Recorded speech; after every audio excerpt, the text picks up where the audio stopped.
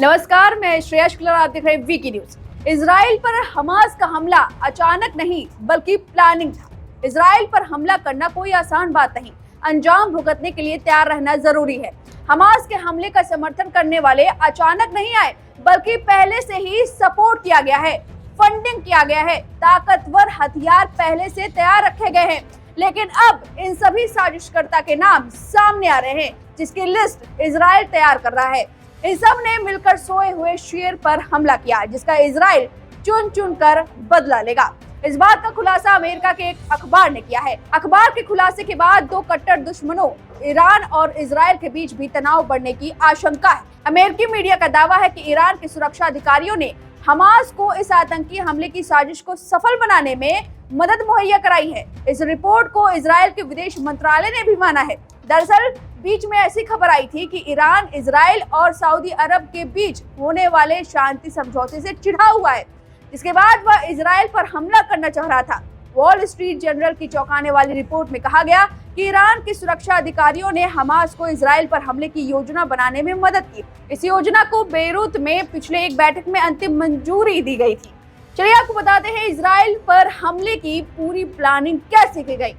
तो आपको बता दें, ईरान के Islamic revolutionary guard core IRGC के अधिकारी 7 अक्टूबर के हमले की योजना बनाने के लिए अगस्त से ही हमास के साथ काम कर रहे थे। हमास ने मजबूत इजरायली सीमा पर हजारों रॉकेट से हमला किया। साथ ही आतंकियों ने जमकर गोलीबारी की, जिसमें 700 से ज्यादा लोग मारे गए। ईरान के अधिकारियों के साथ ही लेबनान का हिजबुल्लाह भी मीटिंग में शामिल था। बेरूत में कई मीटिंग हुई, जिसमें कई सामरिक और रणनीतिक योजनाओं को अंजाम दिया गया। इस बात पर इजराइल के विदेश मंत्रालय की तरफ से भी एक ट्वीट किया गया और उसमें कहा गया, ईरान के साथ मिलकर हवाई, जमीन और समुद्री घुसपैठ की योजना बनाने के लिए अगस्त से ही हमास साजिश में जुटा हुआ था।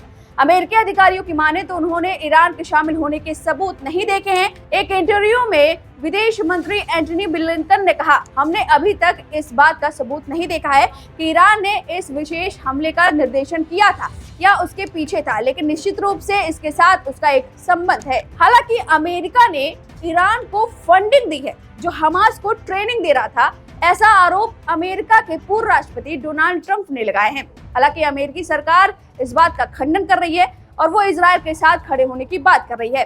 तो इस वक्त इजराइल चुन चुनकर उनसे बदला ले रहा है, जो हमास के द्वारा अपनी दुश्मनी निकाल रहे हैं, हमास को ट्रेन कर रहे हैं। और ऐसा दावा किया जा रहा है, अमेरिकी मीडिया ने दावा किया है कि ईरान फंडिंग दे रहा है, हमास को ट्रेनिंग दिया है, जिससे वो इजराइल पर हमला कर सके। अब इस रिपोर्ट पर आपकी जो भी राय है, कमेंट करके जरूर बताएं। वीके न्यूज, राष्ट्र के नाम।